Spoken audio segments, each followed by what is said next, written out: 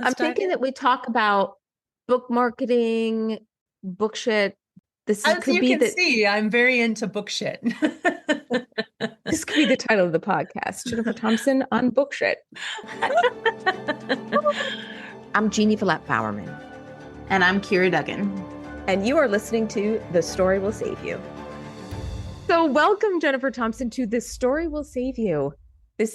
You are like one of my favorite people, and I've only known you for 5 minutes. Oh, that's so nice. I agree. I totally agree. You're one of my favorite people too. When we talked recently for Symposium, to tell you all about Symposium, which, by the way, she's going to be teaching a session in 2027, I think in February, so stay tuned.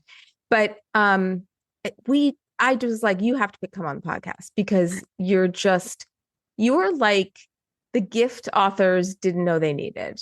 Oh, that's so nice. Thank you. Right? Thank you. Like, Yeah. I don't know. I mean, there's just like the warm energy. We work so hard on our work.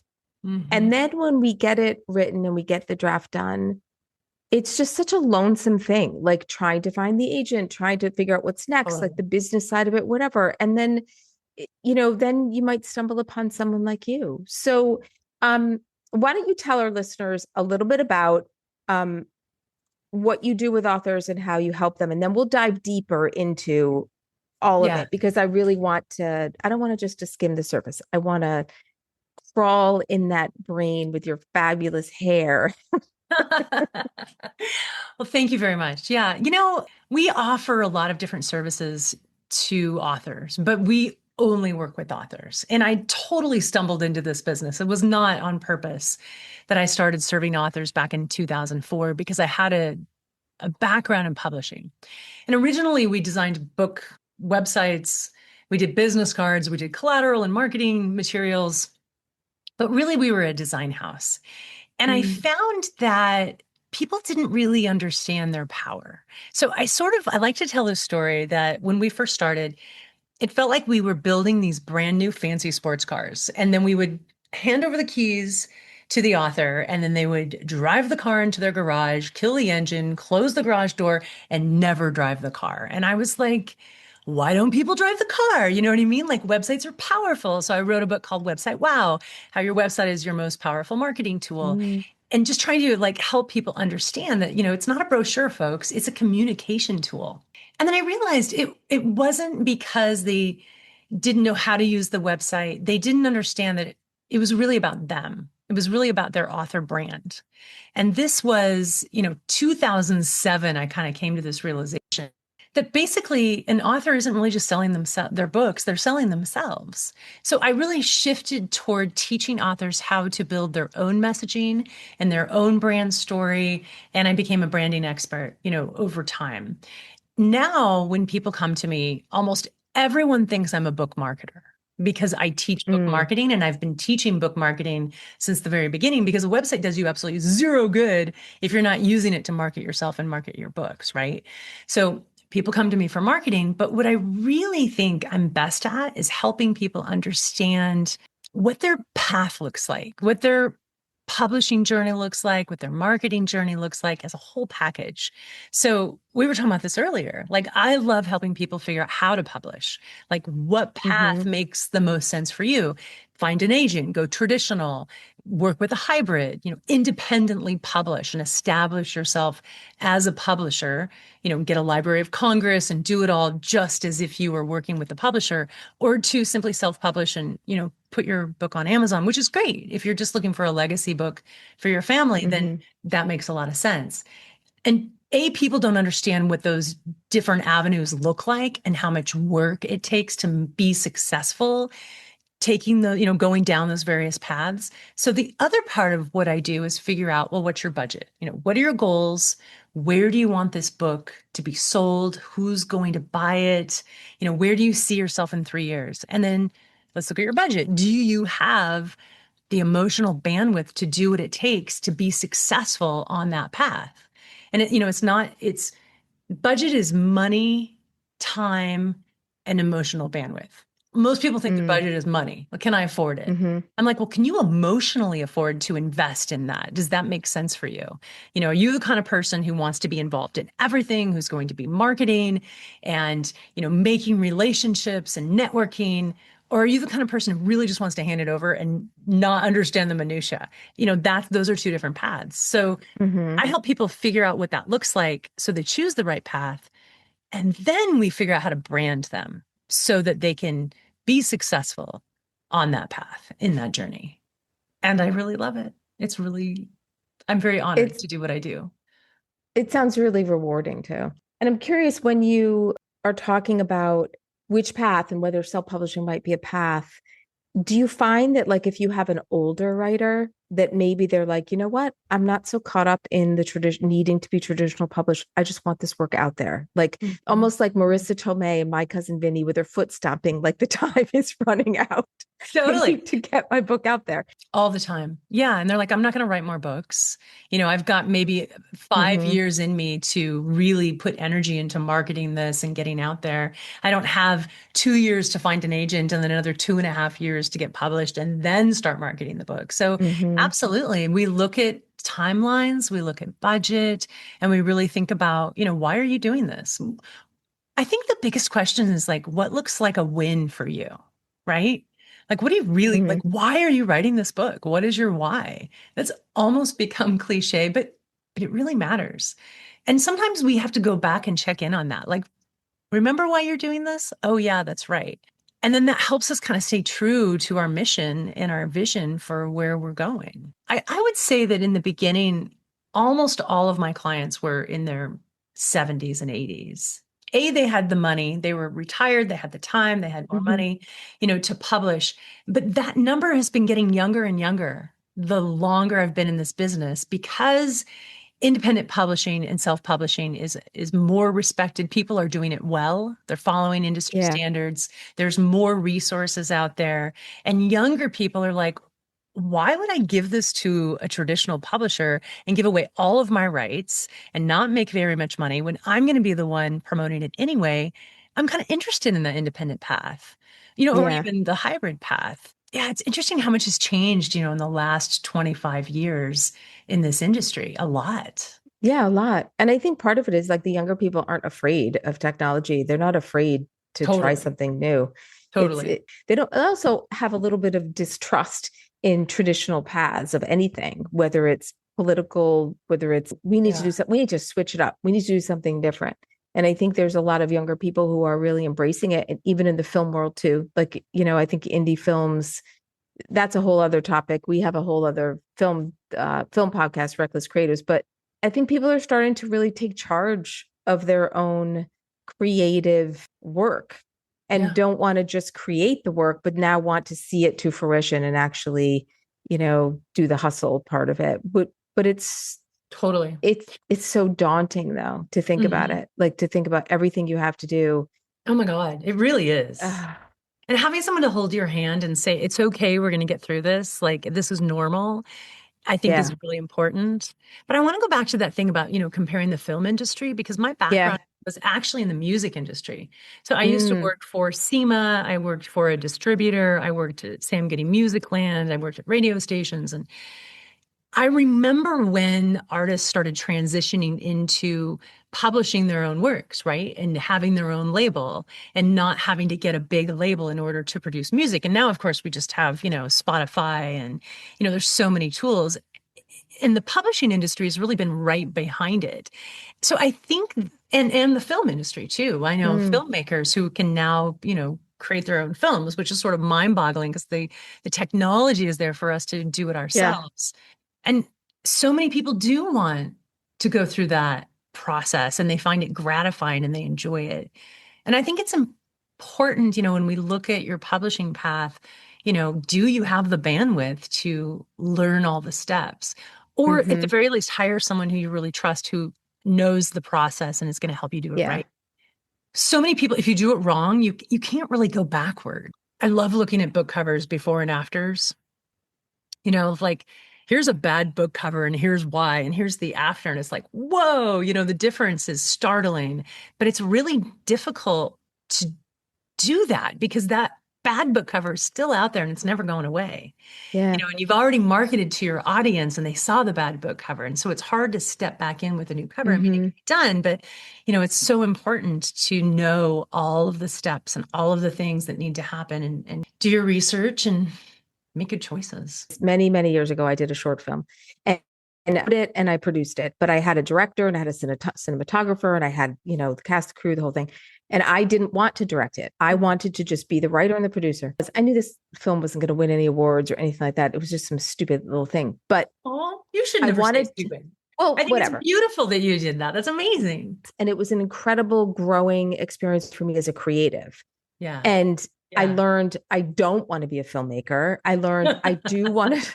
Right. I learned I do want to just be a writer. Yeah. And the producing part wasn't bad, but like it's just a whole other thing. But one thing, the best lesson of all is, and I'm curious to hear what you have to say about this for your writers once they go through the process of publishing their own book. The best lesson of all was because I turned my words on the page into an actual film and I went through that experience and took control and took charge and did it myself.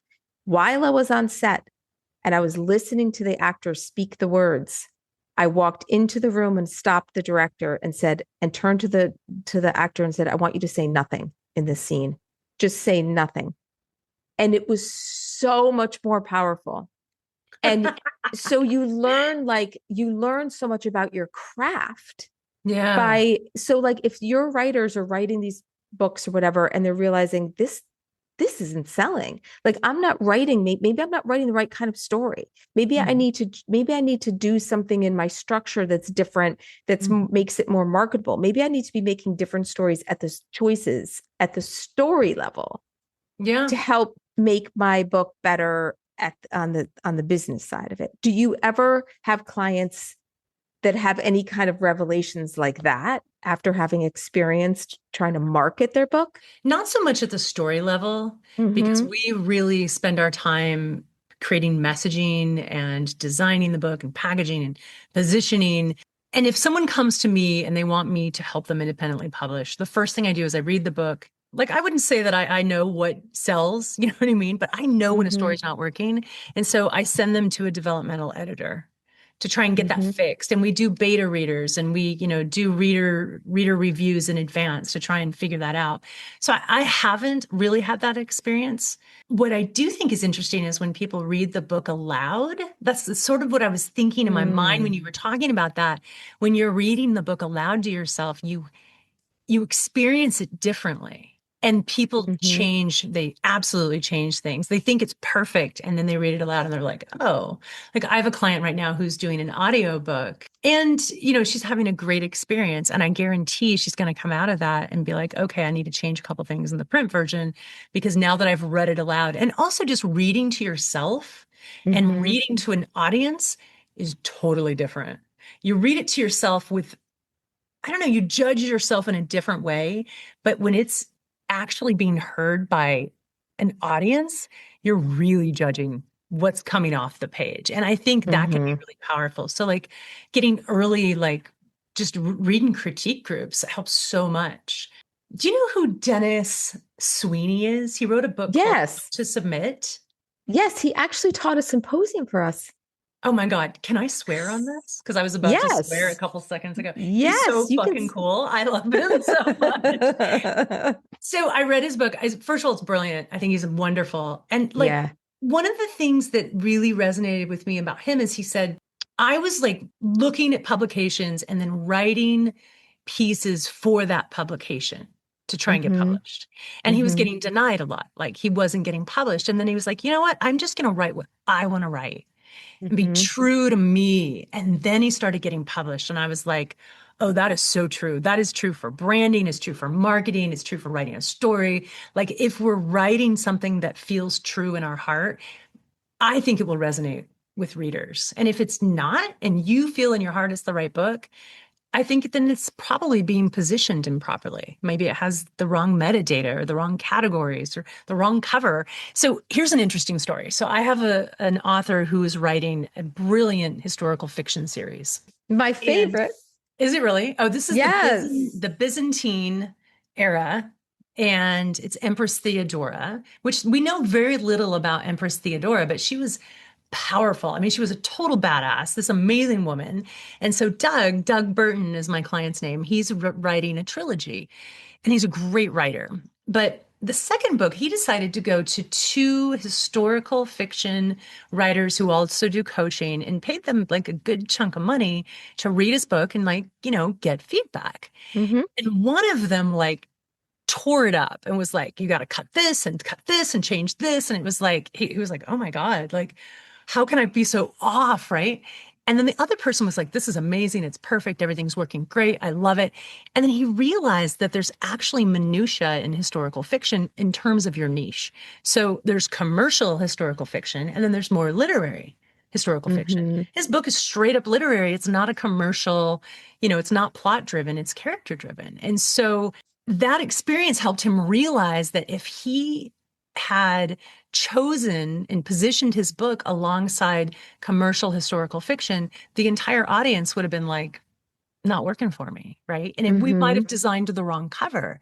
We would have been attracting the wrong audience. I think most of the time it really has to do with expectations, right? What are your readers' expectations for this book? Like when I walk into a bookstore, and I love doing this with authors, like go into a bookstore and just walk in, and what draws you in? Like, where do you end up, right? Like there's something happening on a subconscious level. It's like, whether it's a record store or a bookstore, the same thing. Yeah.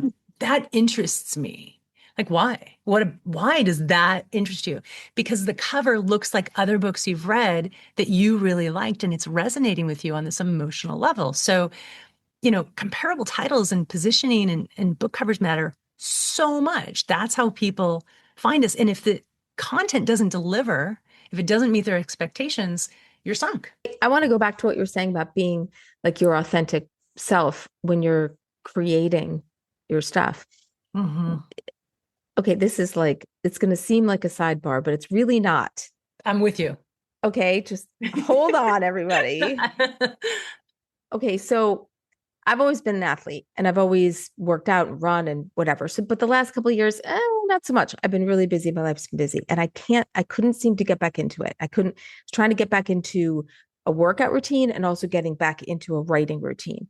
So I stumbled upon this woman on Instagram, and she was just so authentic and real and funny, and she swears, and she just shows you all the hard truths about exercise. She also talks about nutrition and exercise and explains it to you like you're 5 and in a funny, entertaining way. So when I think about how I relate that to art and writing, it's like when you're writing in something, people are drawn in by that. That's her reels is her book cover.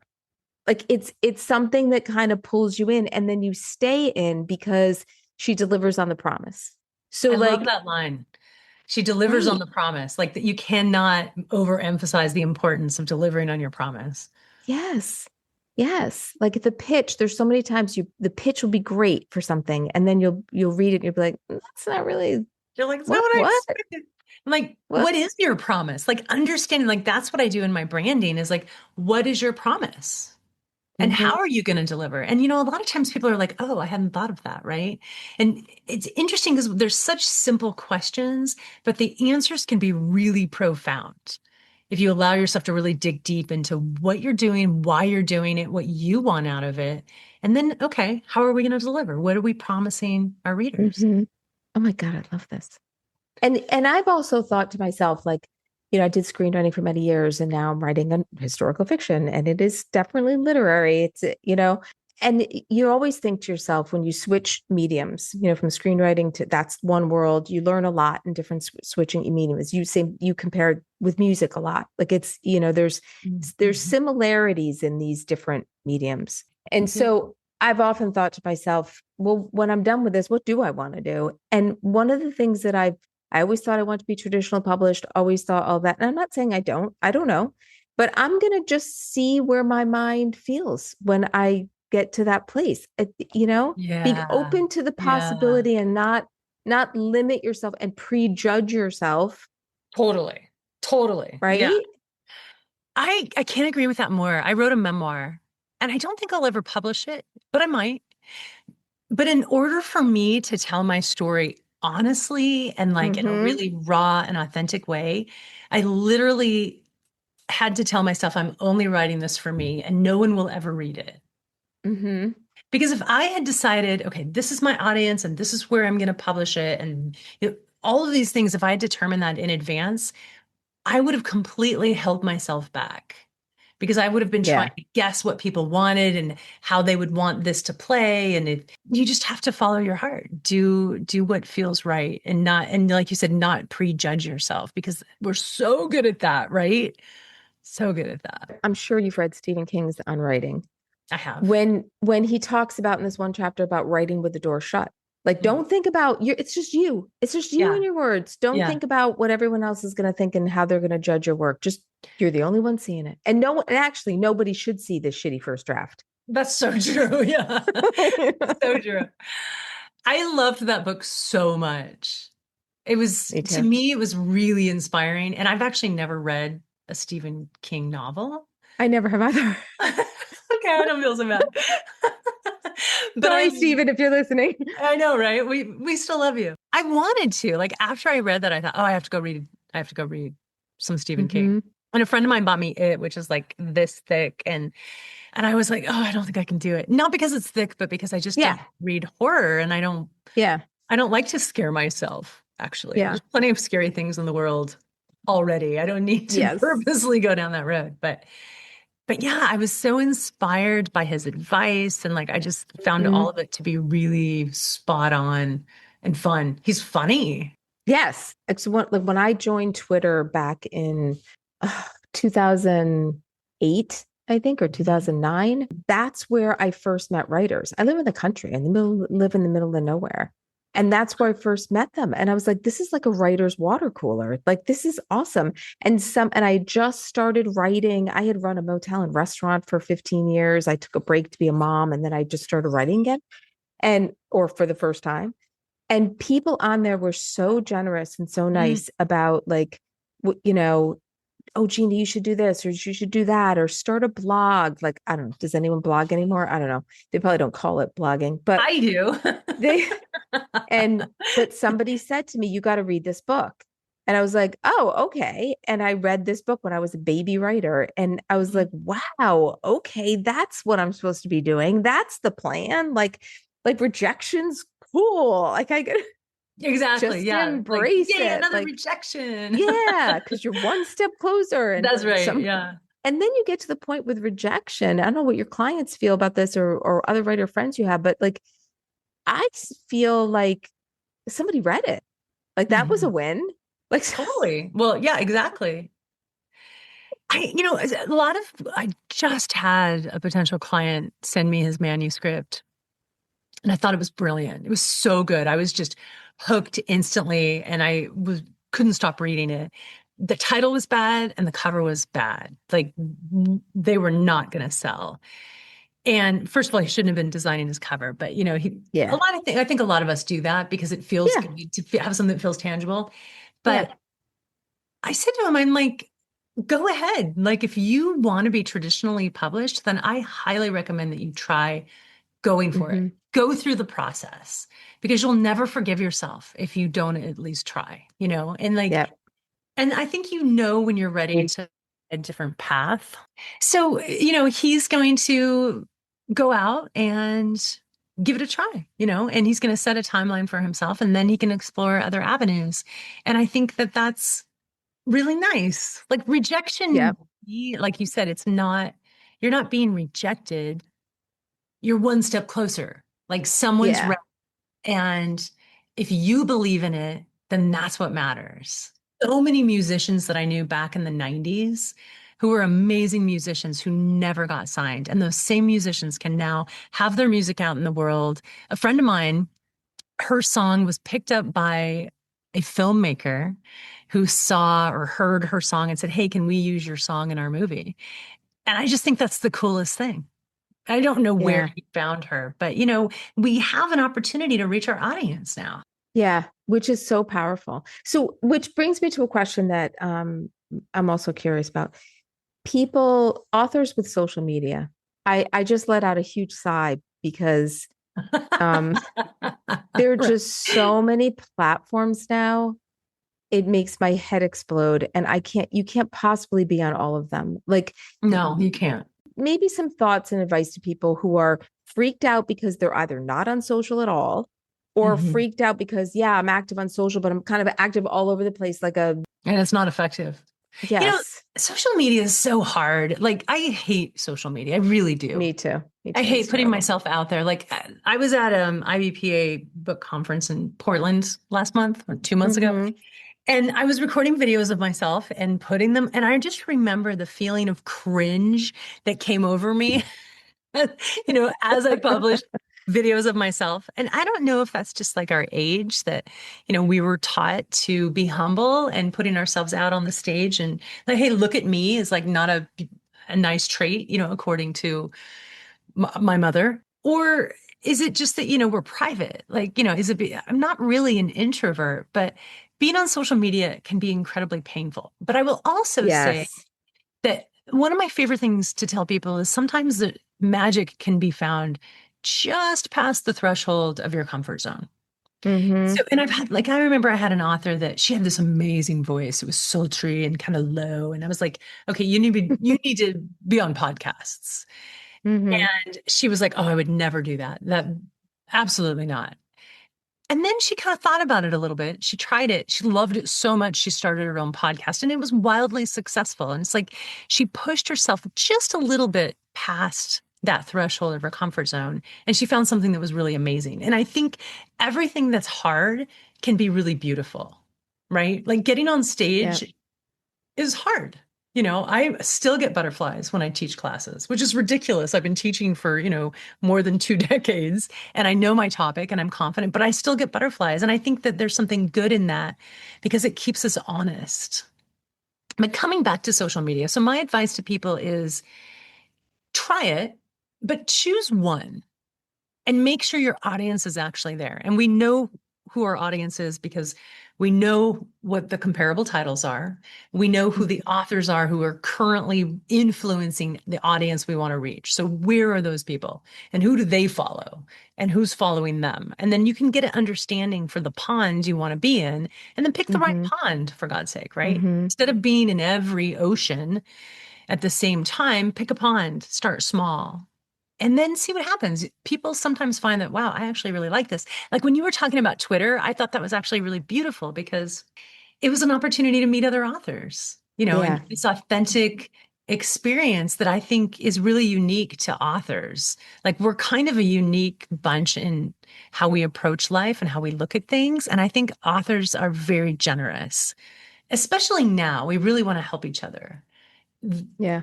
I feel like maybe 20 years ago, there was a lot more competition and it was a little weirder. Others weren't quite as kind to each other. But now when I go to conferences, like it's really beautiful, right? So you might find your people and this community online. But the other thing about it is to try things and be okay with course correction and trying something different, Yeah. but also not course correcting too soon, right? Social media doesn't really sell books. That's the truth. But what it does is it keeps you top of mind. People remember to invite you to things. It gets you to Yeah. festivals. It gets you on podcasts.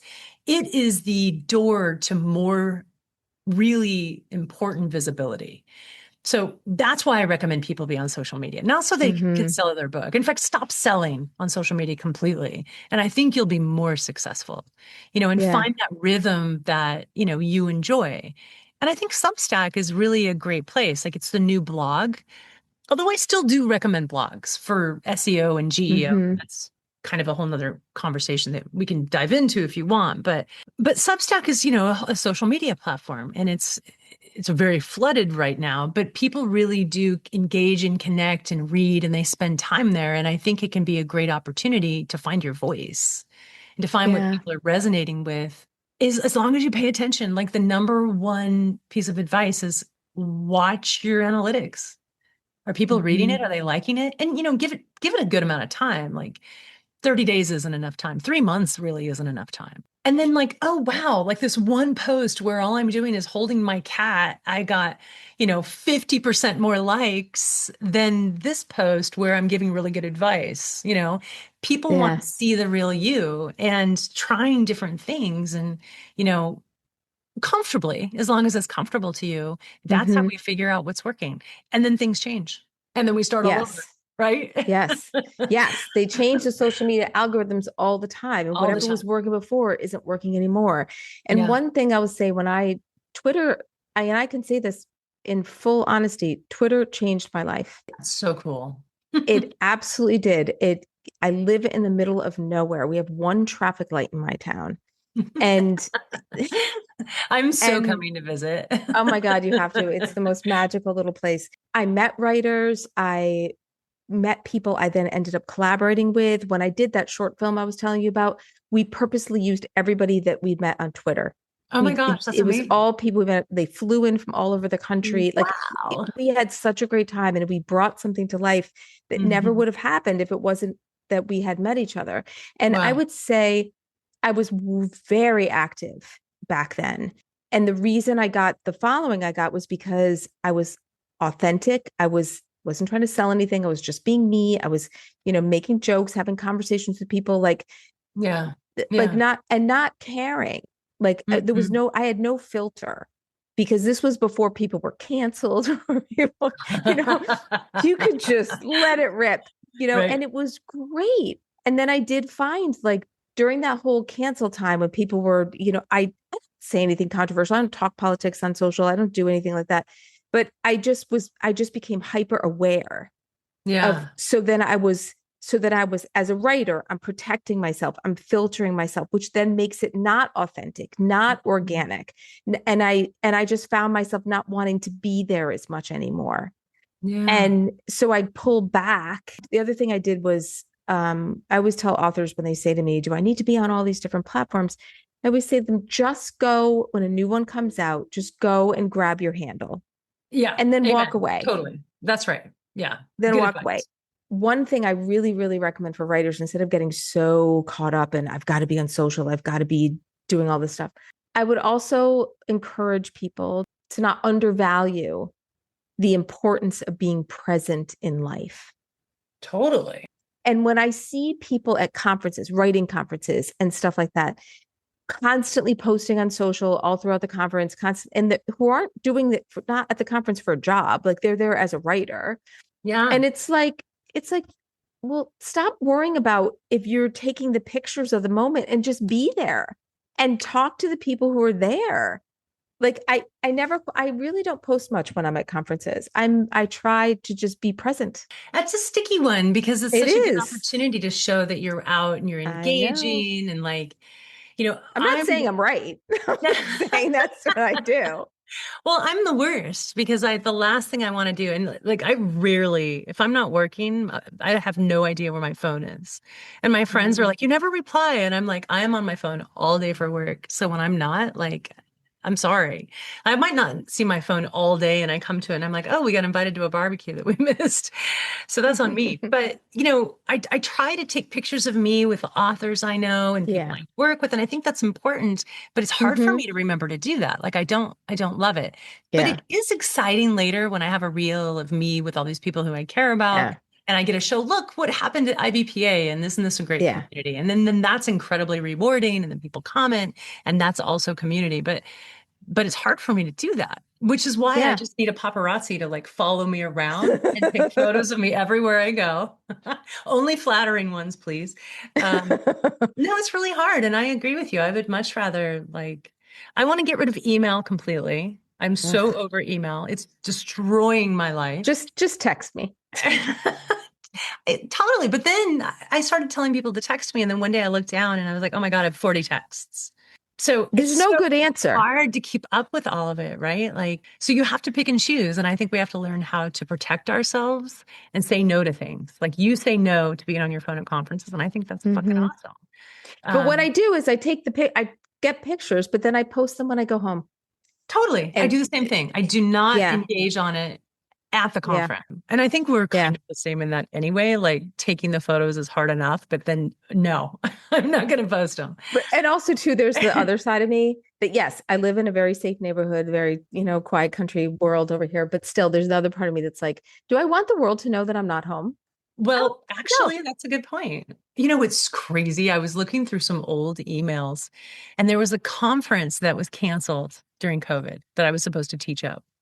And a colleague of mine was also teaching. So I was cleaning out my old spam filter and I found this email from her and she said, so I went through her Facebook feed and she's out at dinner enjoying her life. She didn't get COVID. She just canceled this conference. And I was like, oh my gosh, like there's people out there who are going to like check on me to make sure I'm telling the truth. I'm like, that didn't even occur to me. I'm like, oh. There are some nut jobs. And I did have a stalker once, which is probably why I don't say much about when I post after a conference. Like sometimes I'll post before. I've kind of gotten it over it. I'll post before, but someone who found you on social and then was like, wow, became slightly obsessed. Yes, it was nuts. That happens. So if anyone's listening to this and wants to stalk, please don't. I've never had a stalker. I think people are a little afraid to stalk me. Well, I started talking about how I'm a black belt a lot. And you want a piece of me? Yeah, I did. I was going to start posting pictures of me like breaking boards and yeah. Do you have a black belt? I do. That's fantastic. And what? Yeah, Taekwondo. It's like a Chung De Kwan is the kind. Wow, sounds really sexy when you say it. It's Chung De Kwan. It's again a discipline, because I also think that again, exercise, working out, martial arts, it's an art, and it takes discipline and practice and all of those things that we need as writers as well, discipline and practice. So speaking of that, have you found like some sort of common thread with your writers in terms of their writing routines? No, not at all. Are they all wildly different? Totally. And, I have a podcast called The Premise. So I've interviewed everyone from Tommy Orange to Sue Monk Kidd, Susanna Hoffs of the Bengals. And I always ask people about their writing routines. And I'm shocked that everyone has a different routine, right? Like we've got like Nick Cave is a really good example of someone who's really disciplined in his art. He goes to work every day at 8:00 and works till 5. And he writes, like that's his routine. He treats it like a job. And then other people who are like, can only write in the morning, and other people who can only write at a certain coffee shop or a certain table at a certain coffee shop. Like it's interesting. And so I'm fascinated by people's routines. I want to know what your routine is like. I don't have one right now, which is what I'm asking. I don't either. My routine got really messed up. Yeah, during COVID? Because during COVID was the best. I was like born for COVID. Like it wasn't the best. And I apologize for anybody who lost anyone during COVID. I don't mean that. I mean, for me to be isolated, I'm way overextended. So there's a whole bunch of stuff in my life, all the volunteer work that I do, I couldn't do any of it. So I could actually focus on my writing. Yeah. And so I just did my job and then wrote, and I got so much written during COVID. And a lot of people did. It was like, there weren't all these distractions, and it was great. But what really kind of messed up my routine, we downsized and we moved. And so at this new home, I love our home, but I do not have a space to write in. I'm really struggling. So I can totally relate to that. And so during COVID, so first of all, I have a friend named Lee Wind, who's a very prolific writer, an amazing human being. He's at IBPA, and I think he's the programming director there. But anyway, he told me one time, the best piece of advice I can give you is to write for 12 minutes every day. And I think he got that from Anne Lamott, but I'm not sure. He can't take credit, but I give him credit for telling me. So he's right. He's like, write 12 minutes every day. And that sounds ridiculous. Like really, like you can't get anything done in 12 minutes. And he's like, no.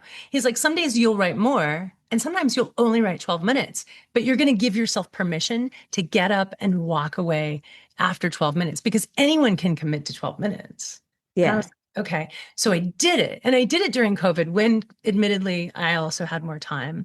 Although we were kind of busier because all these people who were going to go on trips to Italy decided to pick up their manuscript and actually publish their books. So we were really busy during COVID. But I did it. So two things happened. I found that I could write anywhere and it didn't matter because I Mhm. was so connected to the story. When you write 12 minutes every day, even if you're only getting like 3 sentences, which I did write more. And sometimes I would write for 6 hours. But on the days that I only wrote for 12 minutes, I was connected to the story. I was connected to the characters so I Mhm. could pick it up. And then I was thinking about it all the Yep. time. And once you start thinking about it and dreaming it, it doesn't fucking matter where you write Yeah. because Right. you're going to write come hell or high water, right? So that's my piece of advice for people who are stuck, which right now I'm not writing. So I should take my own Yeah. advice. Right. But that's actually why I started working out. And I've been doing it consistently for 10 weeks. So Oh my God, I, congratulations. Tell me what right? you're doing. What is your workout routine? Oh my God. Oh my God. I've been telling people about this. I'm okay. This is not a commercial. I don't get any kickbacks at all, but I'm madly obsessed with this woman, Madeline Raskin, I think her last name is. She has an app called Studio Era. Just go Hmm. look up Studio Era on YouTube and or on Instagram and watch some of her reels and her videos. And this is why I'm bringing this up because she's so authentic and she She's swears always like a funny. Yeah, trucker, I just love like I do. her. Like I love her. And so, so if you want to see what I'm talking about in terms of how attractive it is when someone's being authentic and not Mhm, worrying and not filtering and just mhm, she's not mhm. trying to be perfect. She's just trying to be relatable in her. And Right. she's not even trying. She's just Mhm. being relatable. And that's what made the difference. So I thought to myself, okay, if I can commit to this, now my next step is finding. So what I'm going to do tonight, no, realistically, stop tomorrow. Not Tomorrow. doing it Okay. tonight. Okay. Um, Tomorrow, I'm going to spend 12 minutes. Here's the problem with both working out and writing. When you slip off of both of either of those things, Yeah. it's getting started again. And so this is what Madeline says, and it's so true. The hardest part is coming to the mat. Mhm. Once you get to the mat, you're in. You Yeah. do it. It's true. So Yeah. it's the same thing with writing. The hardest part is saying, okay, I'm going to sit down and I'm actually going to do it. I'm not going to scroll. I'm not going to doom scroll. I'm not going to do any of that. You're going to do it. And so it's those few moments when you make that decision to Yeah. come to the mat. Hmm. I love it. Every time I do it, I never think to myself, oh, I wish I hadn't spent time doing that. You're Exactly. always like, oh, I'm so proud of myself. I did it. Exactly. And she Yeah. actually says that. She goes, no one has ever done a workout and been like, God, I wish I hadn't done that. They're always like, so glad. I feel so empowered. I'm going to go take Yeah. it on the rest of the day. And I have that, was trying to explain this to somebody who is not a writer. Hmm. I said, that same adrenaline that I get when I work out, that same feeling, that's what we get when we write. Totally. It's the Yeah. same, it's the same crack. On days when like I just can't figure out what to write, which I don't think I have this problem anymore, but when I was No. younger, I would do like free association words. Like I would just Mhm. think of a word and then I would just write words that sounded like it. And like it would start to almost turn into poetry. And I do Oh, not claim to write interesting. poetry, but I found that it like busted something open that I didn't know was there, just writing words and writing with a pen is such a different experience than writing on a keyboard. Oh, yeah. Do you Yes. ever dictate your writing? No, because I type super fast. Mm, Like I can type almost as fast as people speak. wow. Good for you. And I can too, but you well, can't read any of it. well, I learned that I got that typing skill because I went to Cornell and I probably took every typing class that there was just to help my GPA. Because you were already good at it. That's awesome. Yeah, because I had a lot of fun at college. Let's just say that.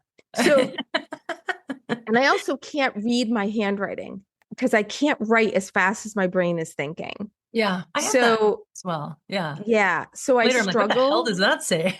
Exactly. And I know it was something great because when I I'm wrote sure of it, it. Yeah. so I do type and I love to me, it's like I'm playing the piano. I don't play the piano, but it's like I'm playing the piano. Like it's rhythmic. There's Mm. something kind of, I don't know what it is about it. I never really learned how to properly type. So I can type quickly, but I have to look at the keyboard. Oh. which is terrible. I can be looking at somebody if I'm, and this drives people crazy because I can be looking at them and I had an idea and I had to put down. So I'll just be looking at them and I'll be typing and You'll just be typing. It's sort of like how my daughter knits and she doesn't have to look down. Mm-hmm. It's crazy. That to me is crazy. I feel the same about guitar. Like guitarists who just like my husband, he plays the upright bass and I watch his fingers go up and down. I'm like, how do your fingers know where to go? Like, that's crazy. Yeah. And he doesn't look at them. It's a feeling. It's but again, it's a language. And he put in hours and hours of time learning that skill and to get there. And that's the other thing that I think a lot of people don't appreciate is that you really have to write a lot. Like I remember, I think I was 8 years into screenwriting before I felt like I knew what I was doing. Wow. And that I really was good. Yeah. And now I've switched to novel writing. So it's a whole other skill I'm learning. And I did not write a memoir, but I did write a practice book. What is a practice book for you anyway? One that I will never publish. That shitty first draft. Yeah, it was erotica. Like I had been writing. My daughter was in college. Oh, okay. So pretty recently. It was whenever 50 Shades of Grey was out. I have a secret. God, tell me. I really, really want to write erotica. Like, okay. Not something I would tell clients or anyone, but I've always been very intrigued by writing erotica. Do you want me to cut this out of the podcast? No, we can share it. Just the people on this podcast. So any listeners, please don't tell no one else anyone. Jennifer wants to write erotica. Now, I just to me, and I've never read erotica, so I'm not a reader of it either. What I got out of it, just like I was telling you in the filmmaking, I realized you don't need as much dialogue as you think. So that was what I learned by filmmaking. And in this, what I learned was that I really loved writing prose. Nice. And I loved being able to crawl into a character's head, which are all things you cannot do in screenwriting. Sure. Yeah. But then I knew I needed to learn the craft. I lead our symposiums, but I also take other people's writing classes. I'm always learning. And I will say, Cece Lira, some pretty kick-ass classes. Pretty incredible classes. She's a literary agent who does and Carly Waters does the podcast The Shit No One Tells You About Writing. Yeah. So I've taken all of Cece's classes, which were incredible, and now I want to take Carly's classes because why not take classes from an agent? Absolutely. Yeah. I find it fascinating that most agents aren't actually writers. Isn't that interesting? Maybe it's better. I don't know. I don't know either. I would like an agent who's also an editor because I would like that eye. Me too. Looking at it. Yeah, I don't know how you could separate the two really, because as an agent, is it saleable? And if it's not, what can we do to fix it? Or it's not fixable, go work on this or work on something else. That's so valuable. Yeah. I think taking writing classes from agents or just classes from agents is one of the best things you can do. We learn so many little, even if you're not looking to traditionally publish, but if you're paying attention to what an agent wants, you're paying attention to what the world wants because they're so keyed into what's selling. So I think those classes are so valuable. Even if you don't want to be traditional published and you want to do the self-publishing route, you still need a great product. You need to stand. There's so many books being published a year now. Yeah, I can't. 4.5 million, I think. Oh my God. It's like, how insane? So when your clients say to you, how do I break out from that noise? I say you only need 10 super fans to be a successful writer. And I think people forget about I'll be your super fan. Yeah, I want to be your super fan. I was like, can we exchange erotica? But the thing about a super fan is someone who's going to read and support and share everything you do. If you have 10 good super fans who really believe in you, it encourages you to keep going. It reminds you that someone cares. And I think it keeps us honest. You know what I mean? Because there's someone listening and it keeps us writing. And we know that someone's waiting for our product. That's part of our promise is that we're going to continue creating, assuming you're writing more than one book. And I think that's really important. So if you can just concentrate on 10 people, don't worry about the rest of the world because they will come. But if you can figure out how to connect to just 10 people, whether it's on social media or, anytime we're working on messaging strategy and brand strategy, the first thing Mm-hmm. I have my authors do is write a letter to your ideal reader, one person. Give that person a name and a face and an age and their sex and their race and are they married and like fill out your avatar, your ideal reader, and then write them a letter. Why are you writing this book? Why is it going to matter to that reader? How are you going to change their life? And I think we discover so much about like that kernel, the honesty of what we're doing. And that's messaging strategy. And that carries to Mm-hmm. everything we do. And if we stay true to that, our readers will find us. Yeah. And that's what we have to remember is that if we're writing a good product, they will find us because one person tells 10 people. And if only one of those 10 people tells 10 people, that's how things go viral.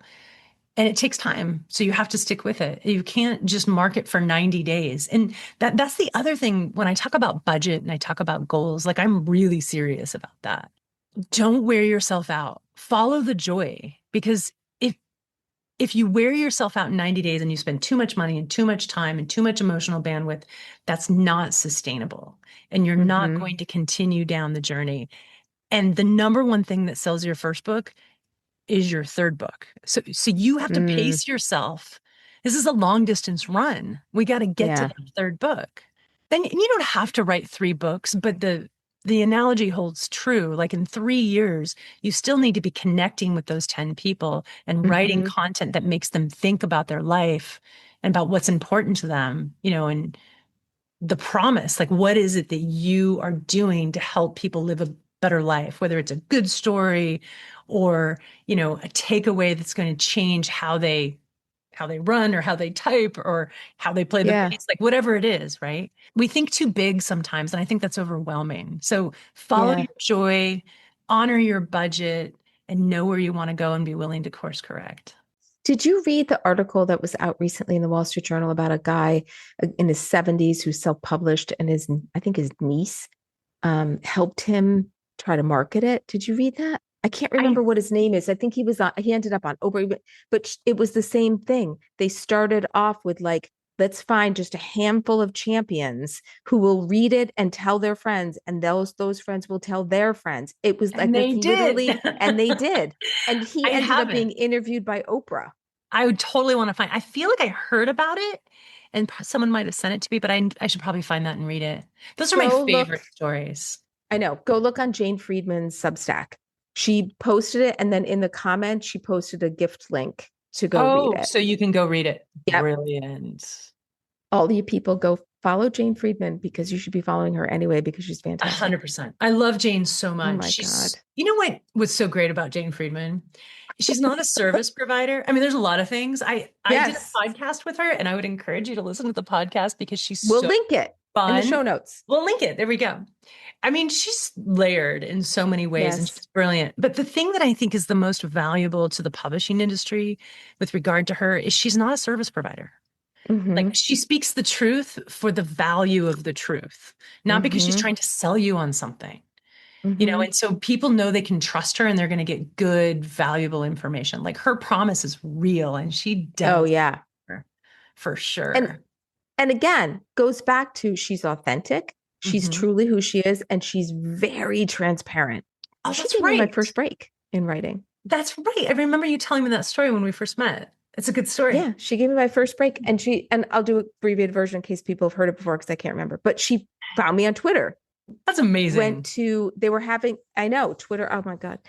They were having like I think it was the 90th birthday for Writer's Digest in Ohio.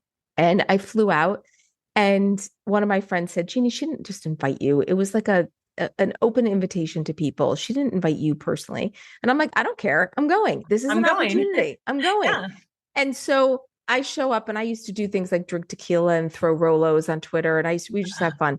So when I met her at the bar with all the people, she shows up with a little bag with a shot glass for me and like some books Oh, that she had written.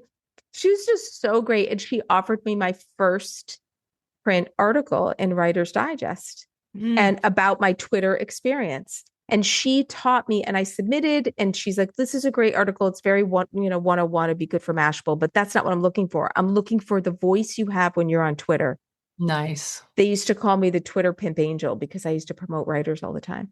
And so I wrote, she goes, just write in that voice. Can we write a short story about the Twitter pimp angel? Because that's so good. But now my audience on Twitter doesn't know anything like that about me, because it's like, are you still on X? Are you still active? I'm on X, yeah. It's changed for sure. It's changed. It's not as conversational more. It's, again, like that struggle with social media. Where do you belong? You get to the point that it's like, and I also think maybe it's my age, just that at spending this many years on this earth, I have no fucks left to give. I feel the same. Like when I sit down to write an article, I'm like, who cares? Who cares? Yeah. Like, but I do care. You know, you do care. Have value. I'm trying to get back into writing my articles. I got to get back when I do my 12 minutes a day. Okay. Let's check in with each other and keep each other honest tomorrow. Okay. Tomorrow. I will write tomorrow. Just yesterday, I had this idea in my head of something I wanted to write, and I started to. So I've already started the thread, but I didn't write for 12 minutes. I think I wrote for like 4. I got the idea down and I walked away. Yes. So here's what I'm going to propose to people listening to this who are in the same situation where we're both getting back on the horse. Yeah. Okay. Yeah. Tomorrow, whenever I publish this thing, spend your 12 minutes just doing a stream of consciousness writing. Yes. Don't have any preconceived, just sit down and see what comes out. 12 minutes, set a timer, done. It'll change your life. It really will. Stream of consciousness. I'm a big fan of that. I am too. I think weird things happen that we don't even know are happening below the surface. We work through things. We come up with ideas. Like, it allows this other side of our brain to kick in because we're so judgmental of ourselves. I mean, you've said that a couple times in this conversation, and we can't help it, right? But if we could get through that, there is a lot of joy. And writing makes me, like you were talking about working out and writing, how they're similar. It's so true. I have this high where I'm like bouncing around the house happy, and my husband's like, wow, why don't you do this every day? I'm like, I don't know what's wrong with me. Right? Yeah. And then sometimes when I do the stream of consciousness, you're obviously doing it without a filter. You're just writing it, and you're not judging yourself. You're just writing it. And then it's over, and I look at it and I read it. And I'm like, man, you are fucked up. I don't think you're supposed to read it. Well, this was absolutely lovely, Jennifer. Yay, and we could talk all day. We really could. We really could. but could we write all day? I don't know. Sometimes, certainly not consistently. That's why 12 minutes. 12 minutes. 12 minutes that will change your life. But you need to listen to this podcast. I'm glad you listened for more than 12 minutes. Yeah. Thank you for sticking with us. Yeah. The Story Will Save You is a Pipeline Artists original podcast. Like, subscribe, and follow us on social media at Pipeline Artists and at Book Pipeline. For more information, visit pipelineartist.com and bookpipeline.com, where we have contests for unpublished manuscripts as well as for published books that would make great adaptations for either film or television. Learn more about our efforts to help writers find publishing success on bookpipeline.com. Until next time, let the story save you.